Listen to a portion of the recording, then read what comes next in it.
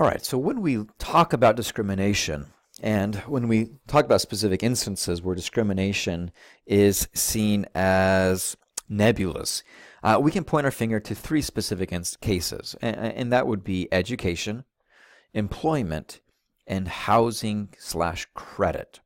So let me go ahead and start with education. We all know, as college students, that higher education can be discriminating.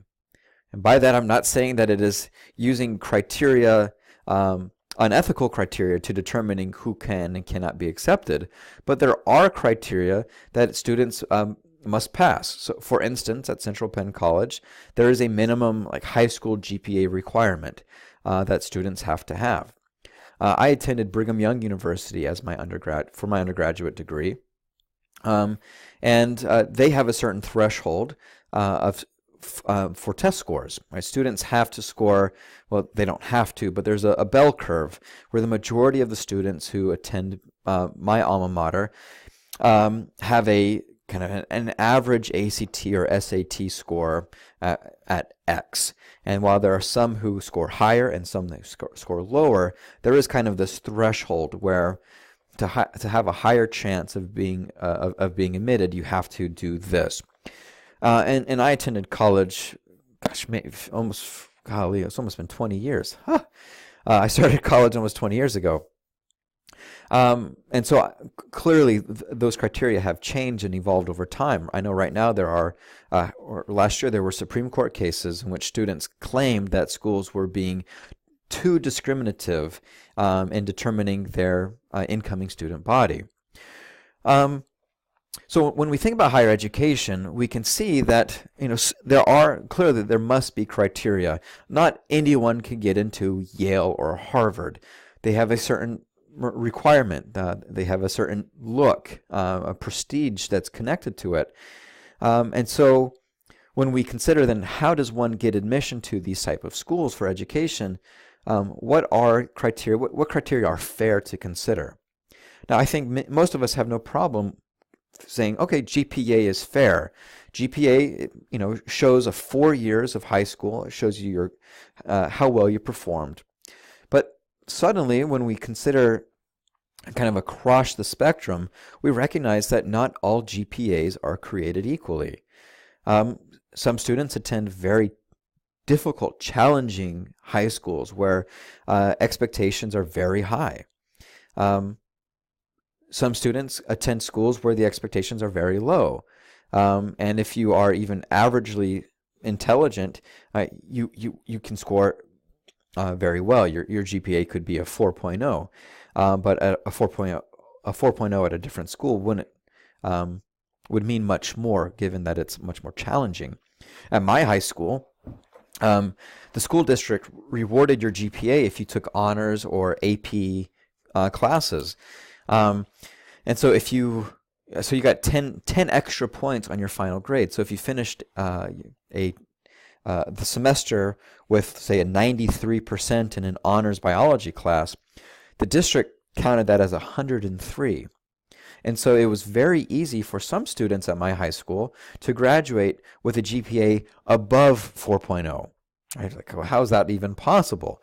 And so suddenly, is it fair to compare apples and oranges? A 4.3 from my high school versus a 4.0 from, say, Hershey High School. So then, what else should we consider? What about standardized tests? Right, that seems to be very fair. The test is exactly the same. Students will, the students who took the exact same test, well, this is a great way of measuring just how intelligent that they are. But is that true? Is that what the test is measuring? Is it possible for someone to be a poor test taker, for someone to be very intelligent, and that a standardized test doesn't properly reflect that intelligence?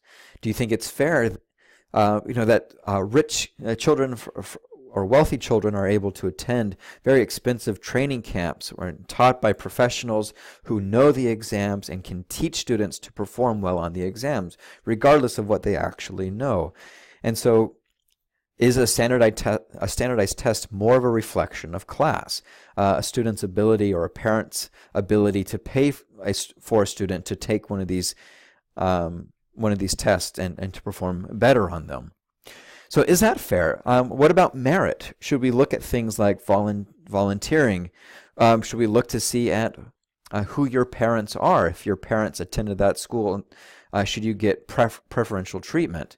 Again, does that not speak to questions about race and America's racial past? Does it not speak to issues about, again, about class? Does it not talk about opportunity? Is it not very clear that students who come from a higher class often have more opportunities to excel in things like being in clubs and having sports hobbies?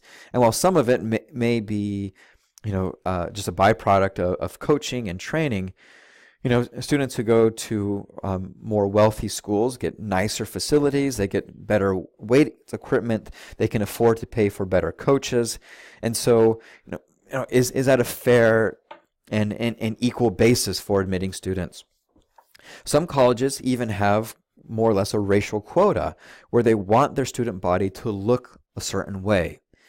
They're looking to fill a quota. They want 40% of their student population to be representative of various ethnic or racial minority groups. Is that fair?